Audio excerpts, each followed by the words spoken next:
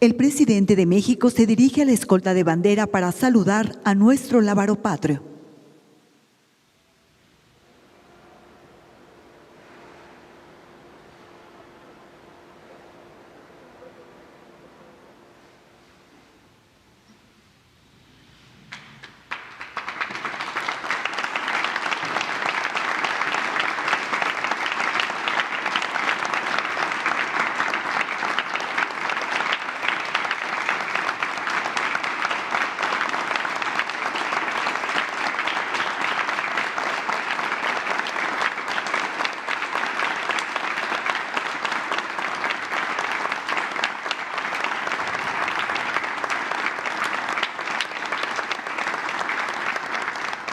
Se rendirán los honores al presidente constitucional de los Estados Unidos mexicanos y comandante supremo de las Fuerzas Armadas.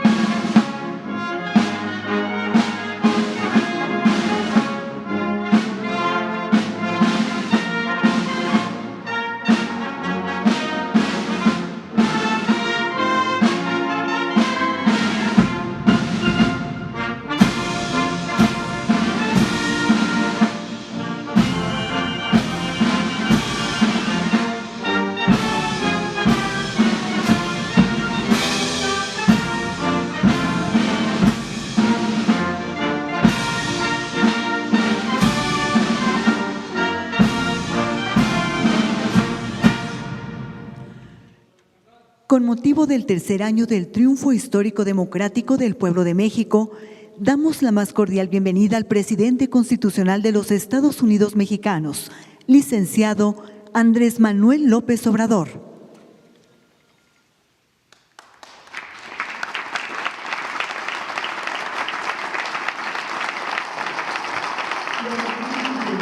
Gabinete legal y ampliado del Gobierno de México, representantes de los medios de comunicación y quienes nos siguen por Internet a través de las redes sociales. Sean todos bienvenidos.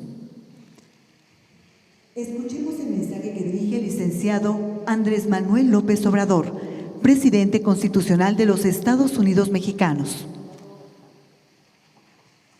Amigas, amigos, integrantes del Gabinete de Gobierno,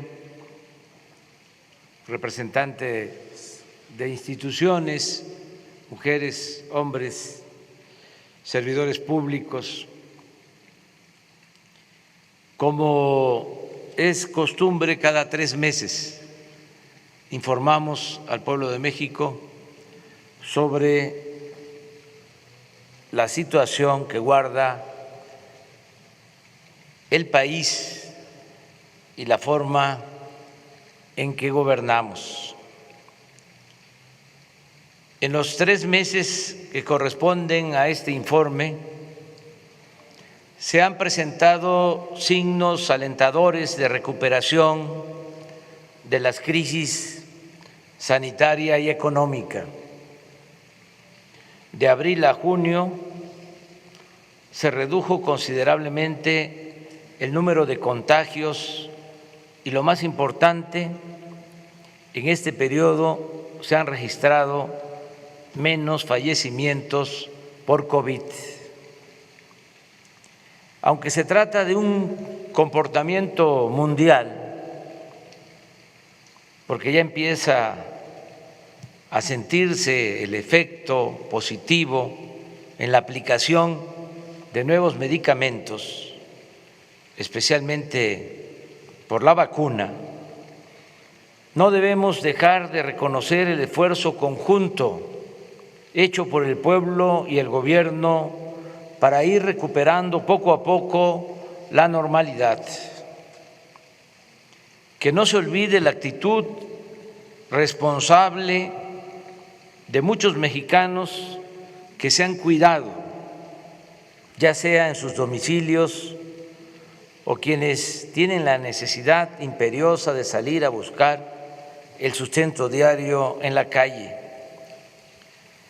Que no se borre de la memoria la forma en que se cuidó en la familia a los adultos mayores y a quienes padecen de enfermedades crónicas. Agradezcamos a los que cerraron un negocio pero no dejaron de pagar a sus trabajadores.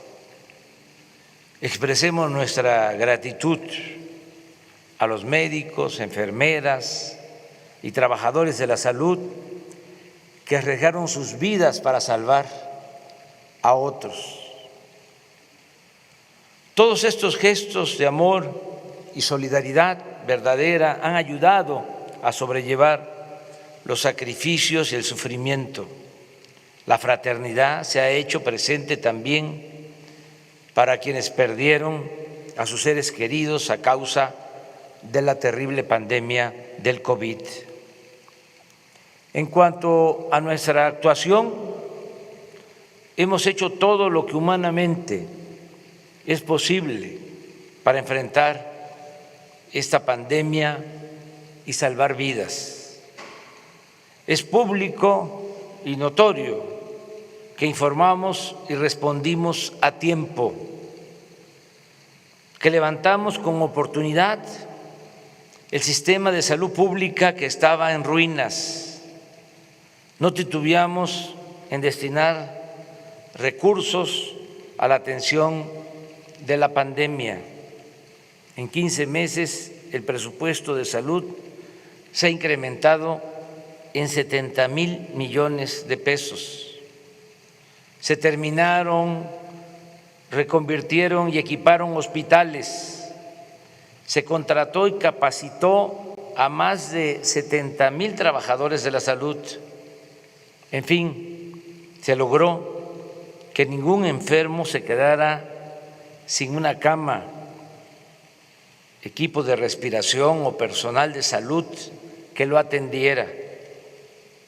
Aún cuando en estos sensibles y tristes acontecimientos no es correcto hacer comparaciones, me limito a decir que nuestro país no está colocado ni en América ni en el resto del mundo en los primeros lugares en mortalidad por COVID.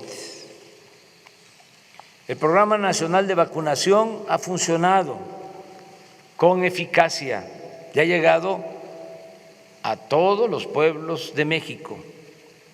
Hasta hoy hemos recibido 57,336,000 dosis de vacunas, Pfizer, Sinovac, Sputnik, AstraZeneca, Johnson & Johnson, CanSino, de farmacéuticas y gobiernos extranjeros que han demostrado con hechos su solidaridad con nuestro país, con México y con su pueblo.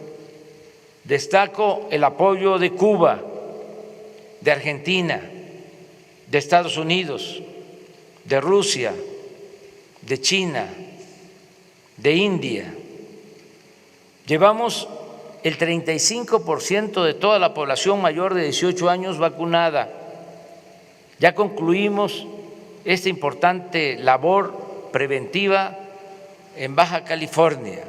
Es la primera entidad de las 32 donde se cumplió la vacunación, aún con una sola dosis.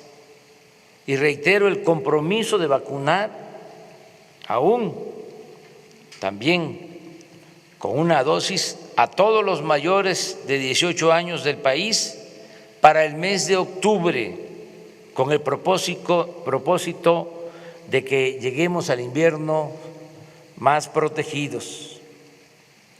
El tener en la actualidad 19 estados con semáforo verde, 8 en amarillo, 5 en naranja y ninguno en rojo, es también un buen indicador para la normalización de la actividad productiva, educativa y social del país. En el campo se está produciendo sin limitaciones.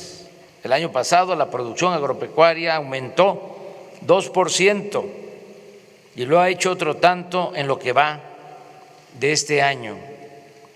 El sector industrial está en franca recuperación y lo mismo el comercio, el turismo, los restaurantes, la aviación y otros servicios. Casi todos los pronósticos para este año coinciden en que la economía crecerá alrededor del 6%. No hemos contratado deuda pública adicional. Y como no sucedía en 3 décadas, el peso no se ha devaluado durante los primeros 2 años y medio de nuestro gobierno. El salario mínimo ha aumentado en 44% en términos reales, como no se veía en 36 años. No hemos aumentado en términos reales los precios de las gasolinas, el diésel, la luz. El gas ha aumentado un poco por encima de la inflación, pero ya vamos a corregir ese aumento muy pronto. Desde que llegamos al gobierno hasta la fecha, el índice de la Bolsa de Valores ha crecido en 20%. La inflación se mantiene estable. La tasa de interés que fija el Banco de México se ha reducido durante nuestro gobierno en 3.75%. Las reservas del Banco de México a finales de la administración pasada, el 30 de noviembre de 2018, eran de 173.775 millones de dólares. El día de hoy son de 192.886 millones de dólares. Casi 20,000 millones de dólares más. Han aumentado el 11%. También es satisfactorio informar que de los 20.613.000 trabajadores inscritos en el Seguro Social antes de la pandemia, se perdieron 1.395.000, pero ya hemos recuperado 957.248, de modo que solo nos faltan 438.156 para estar como antes de la crisis sanitaria. Esto lo vamos a lograr en los próximos 3 meses. Lo más importante es que la pandemia no desembocó en una crisis de consumo. Gracias a las remesas y a los apoyos de los programas de bienestar que llegan y se aplican de abajo hacia arriba, de los más pobres hacia la cúpula de la pirámide poblacional, se ha podido evitar la falta de alimentos y otros bienes de primera necesidad. Hoy precisamente anuncia el Banco de México que las remesas que llegaron al país en mayo alcanzaron la cifra récord de 4.514 millones de dólares. Gracias, gracias, gracias, muchas gracias, paisanas y paisanos.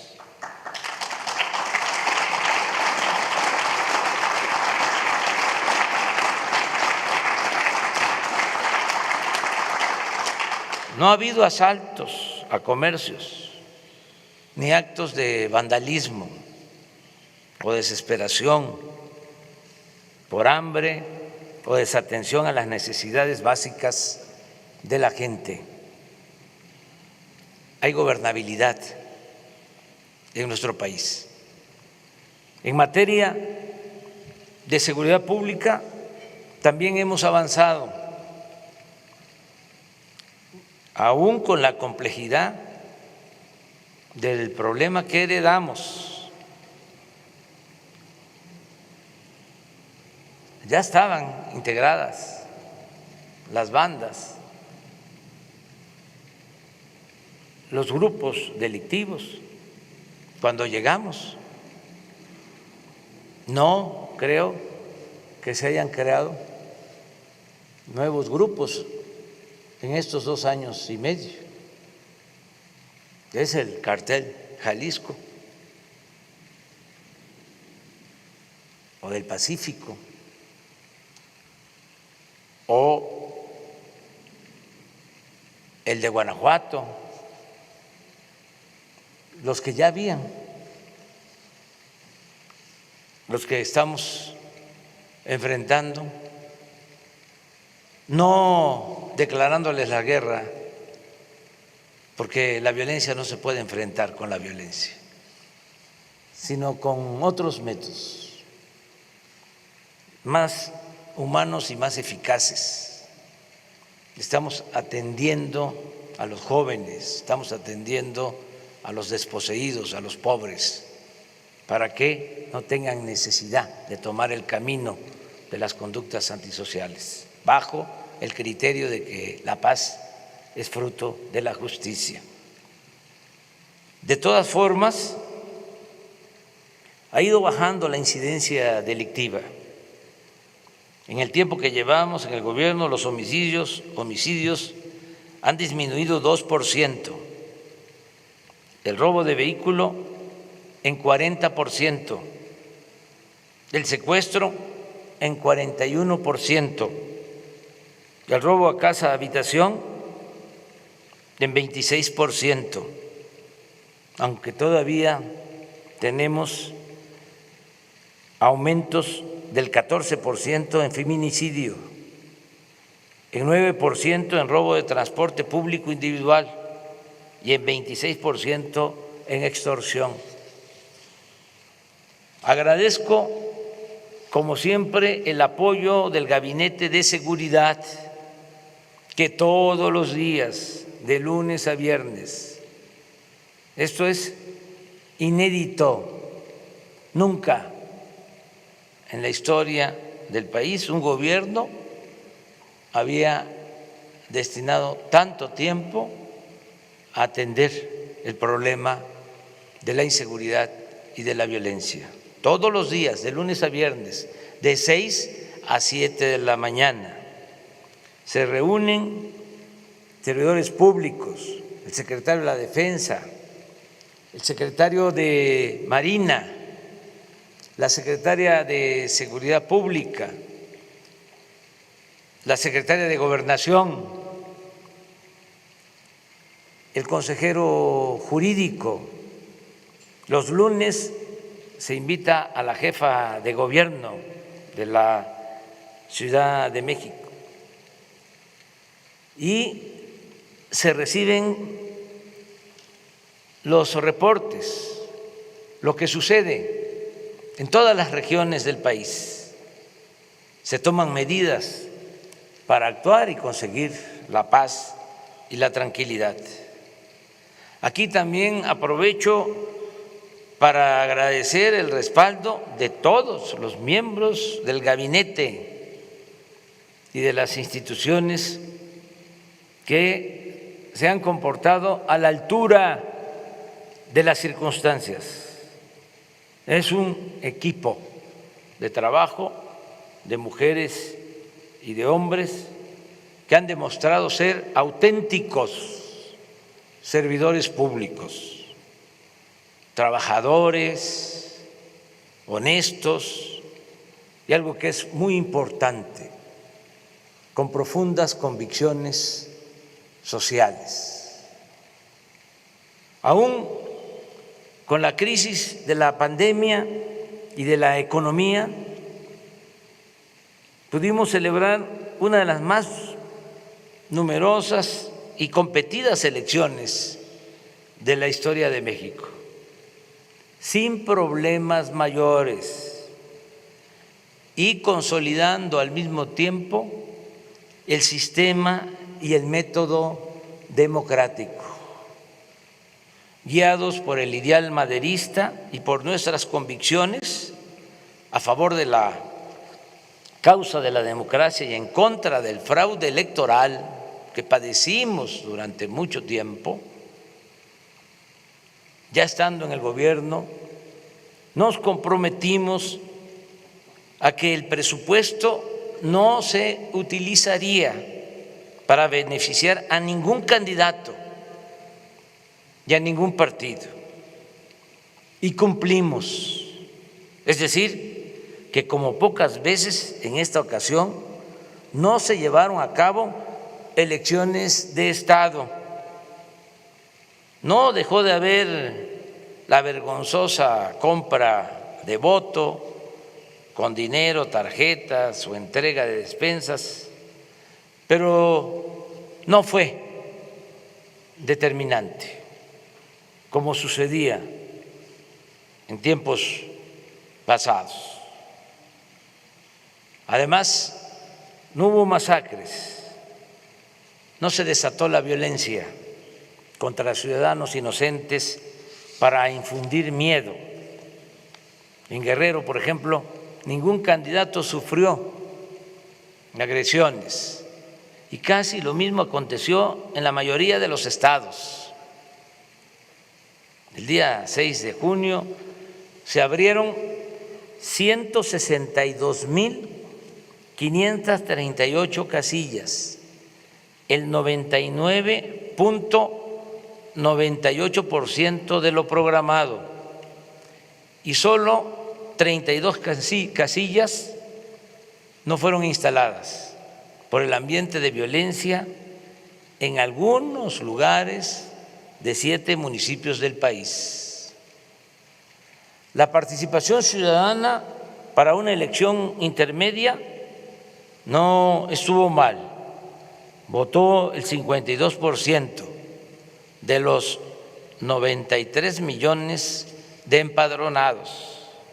Y algo muy importante, a pesar de que como en todas las elecciones se calientan los ánimos, en esta ocasión no hubo protestas postelectorales por acusaciones de fraude. No se registró ninguna manifestación significativa en las calles o en las plazas de la República. Se han garantizado libertades plenas, sin la represión política, mediática o policíaca de otros tiempos. En cuanto a los resultados, considero necesario analizar el hecho de que a causa de la transformación que estamos aplicando, se terminó de integrar un bloque conservador, abiertamente opuesto al gobierno que represento y a las políticas públicas que llevamos a la práctica. Por eso trato el asunto en este informe, porque no hay duda de que este bloque conservador se constituyó para enfrentarnos, para detener el proceso de transformación que está en marcha. En primer término, señalo que este grupo reaccionario siempre será respetado y tendrá libertad para ejercer su derecho a disentir. Son adversarios, no enemigos. No los tratamos como ellos lo hicieron cuando nosotros estábamos en la oposición. No los vemos como enemigos a destruir, sino como adversarios a vencer. Sencillamente defendemos y representamos proyectos de nación distintos y contrapuestos. En ese bloque se unieron de manera legítima empresarios, dueños de medios de información, periodistas e intelectuales de derecha, líderes partidistas, dirigentes de la llamada sociedad civil y políticos del antiguo régimen, entre otros. Repito, para enfrentar el proyecto de transformación que estamos aplicando para acabar con la corrupción y con la desigualdad. Como era de esperarse, nuestros básicamente a impedir que obtuviéramos la mayoría en la Cámara de Diputados, cuya facultad de esta Cámara de Diputados, facultad exclusiva, es la de aprobar el presupuesto. Hicieron todo, recurrieron hasta a la guerra sucia, pero afortunadamente no lograron su propósito. La alianza Juntos Hacemos Historia, que defiende nuestro proyecto de transformación, triunfó en 186 de los 300 distritos en disputa, en tanto que el bloque conservador obtuvo 107 y el Partido Movimiento Ciudadano 7. Si a ello se suma el reparto de plurinominales, la bancada a nuestro favor tendrá una cómoda mayoría. En otras palabras, ya se cuenta con la seguridad de que será aprobado el presupuesto destinado al desarrollo del país y al bienestar del pueblo. Se les ganó en buena lid, porque el pueblo es sabio.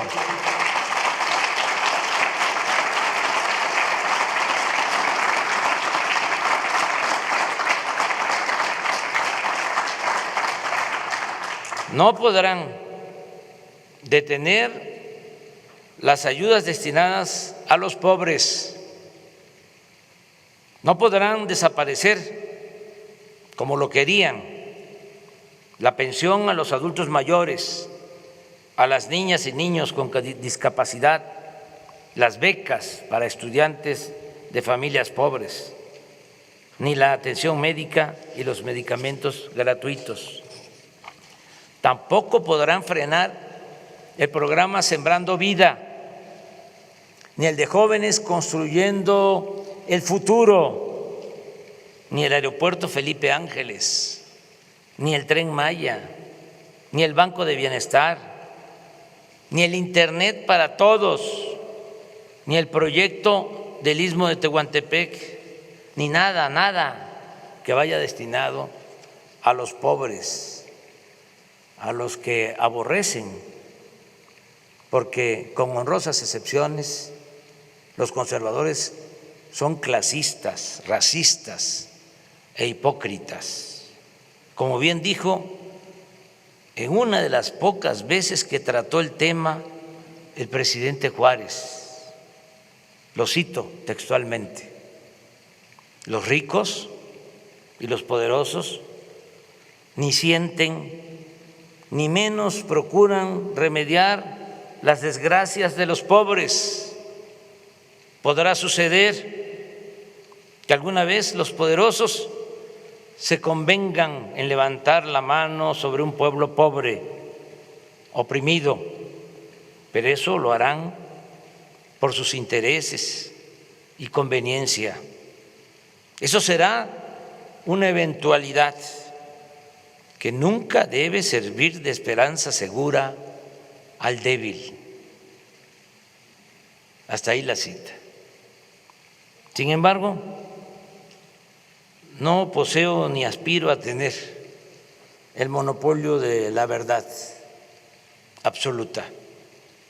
Por eso reitero, nuestros adversarios siempre recibirán del gobierno que represento el respeto y la libertad a la que tienen derecho para manifestarse sin límites, represión o censura. Los tiempos han cambiado. Juárez decía, los reaccionarios también son mexicanos. Esa frase la volvió a utilizar Plutarco Elías Calles. Los reaccionarios también son mexicanos. No me gusta esa frase, con tanto que admiro al presidente Juárez. Son ahora otras circunstancias, por eso no podría decir lo mismo. Claro que son mexicanos y que tienen todos los derechos a participar, porque nosotros aspiramos a establecer en México una auténtica, una verdadera democracia, no una dictadura, no una tiranía. No queremos excluir a nadie. Este país lo tenemos que ir construyendo a pesar de la diversidad, con el respeto a las libertades y con la participación de todas y de todos los mexicanos. Amigas y amigos, hoy cumplimos 3 años del triunfo histórico de nuestro movimiento y aún recuerdo cuando el 1 de diciembre de 2018, en el camino a la Cámara de Diputados para tomar posesión de la presidencia de la República, se nos acercó al automóvil un joven en bicicleta y me gritó: no nos vayas a fallar.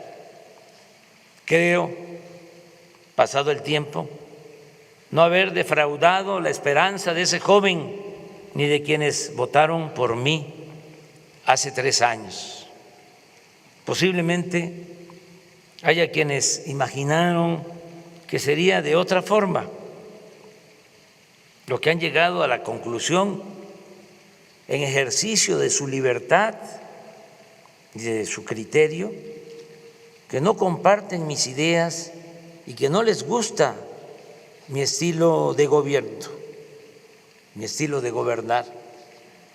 Pero nadie en honor a la verdad podrá decir que no he cumplido con mi compromiso de desterrar la corrupción y destinar mi imaginación, experiencia y trabajo en beneficio del pueblo y de la nación. Los logros están a la vista. A pesar de la pandemia y del sufrimiento que acarreó, la gente no ha perdido la fe en un mejor porvenir. Existen libertades plenas y poco a poco vamos pacificando al país sin violar derechos humanos y sin reprimir al pueblo. Me alegra que así lo entiendan la mayoría de los mexicanos. Hace 3 días se terminó de levantar una encuesta telefónica nacional aplicada por nosotros y comparto con ustedes algunas preguntas y respuestas, y subrayo, aplicada por nosotros, para que no se vaya a malinterpretar. Cuando digo aplicada por nosotros, se debe también pensar que tenemos 3 principios rectores: no mentir, no robar y no traicionar al pueblo. Las preguntas y las respuestas. Con respecto al año pasado, ¿cómo es su situación económica actual? Mejor, 15.3%. Igual, 42.9%. Peor, 40.0%. No sabe, no contestó, 1.9%. Otra, ¿cómo cree que será su situación económica el siguiente año? Mejor, 38.4%. Igual, 26.8%. Peor, 23.2%. No sabe, no contestó, 11.6%. ¿Cómo cree que será la situación del país al término de este sexenio? Mejor, 41.4%. Igual, 23.9%. Peor, 26.9%. No sabe, no contestó, 7.8%. En su opinión, ¿cómo es la corrupción en el país en este sexenio comparado con el anterior? Mayor, 19.7%. Igual, 33.3%. Menor, 43.0%. No sabe, no contestó, 4.0%. ¿Piensa usted que el gobierno actual representa un cambio importante? Sí, 64.7%.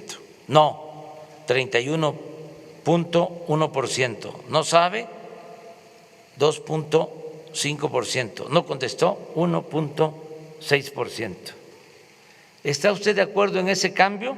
Sí, 87.4%. No,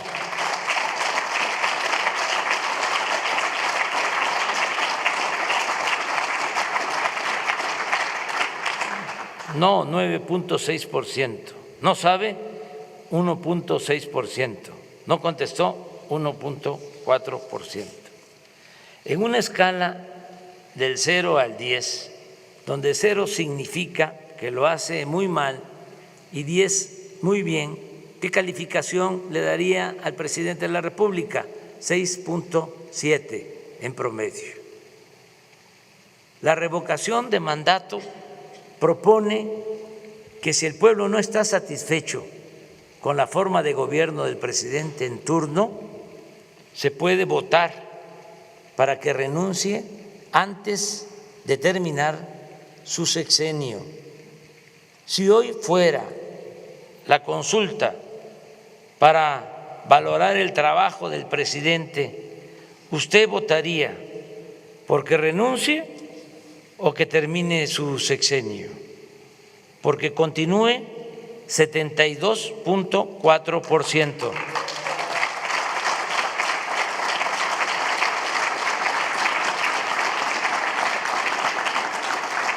Porque renuncie, 22.7%. No le importa, le da igual, 1.1%. No sabe o no contestó, 3.8%. En fin, estamos bien calificados, pero aspiramos a convencer a más gente a que se vaya creando más conciencia, que haya más revolución de las conciencias, a informar, a orientar, a concientizar, convencer para elevar a rango supremo la honestidad y hacer gala, sentirnos orgullosos de la gran reserva de valores culturales, morales y espirituales que heredamos de nuestros antepasados. Esa es la grandeza de México. La fraternidad, como se afirma en la Guía Ética para la Transformación de México, es hacer propios los problemas de los demás. La fraternidad es el compromiso activo y afectivo, pero respetuoso en la búsqueda de soluciones a problemas de los demás. Idealmente debe ser la guía de la acción social de estados, gobiernos, instituciones, sociedades e individuos a fin de superar o aliviar el sufrimiento, la carencia y la indefensión de millones de personas.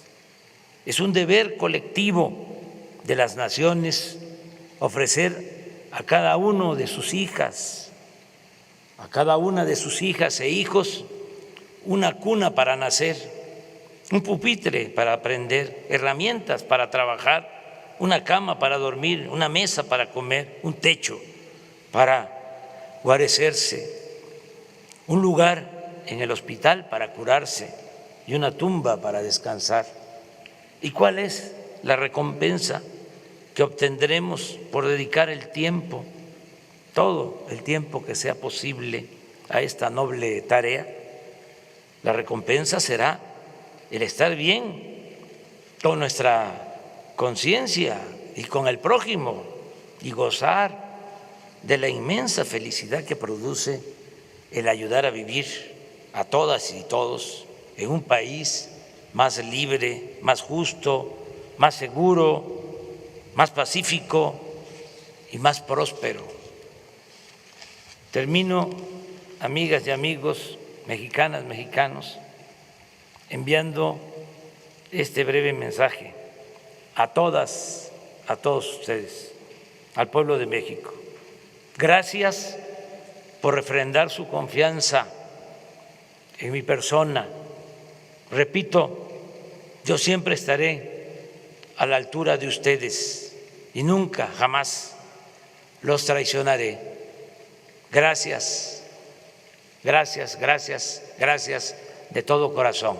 Muchas gracias.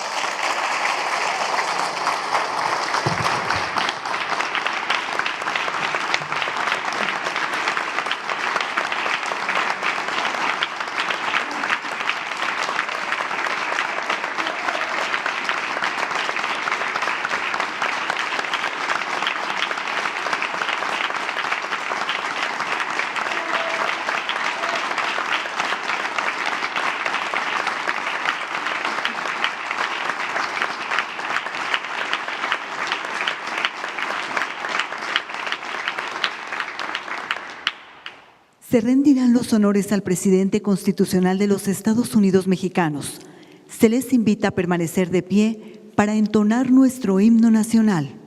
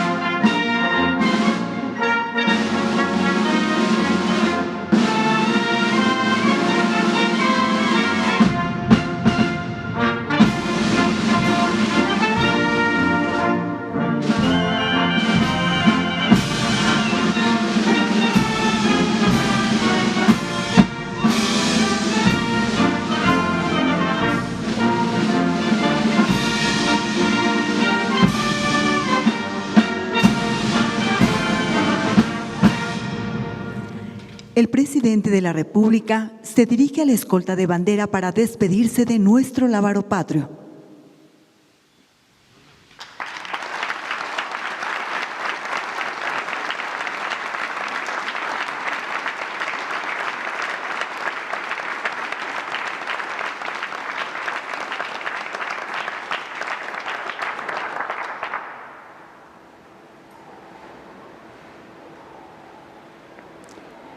Se agradece la asistencia del presidente de México, de nuestros distinguidos invitados, medios de comunicación y público en general.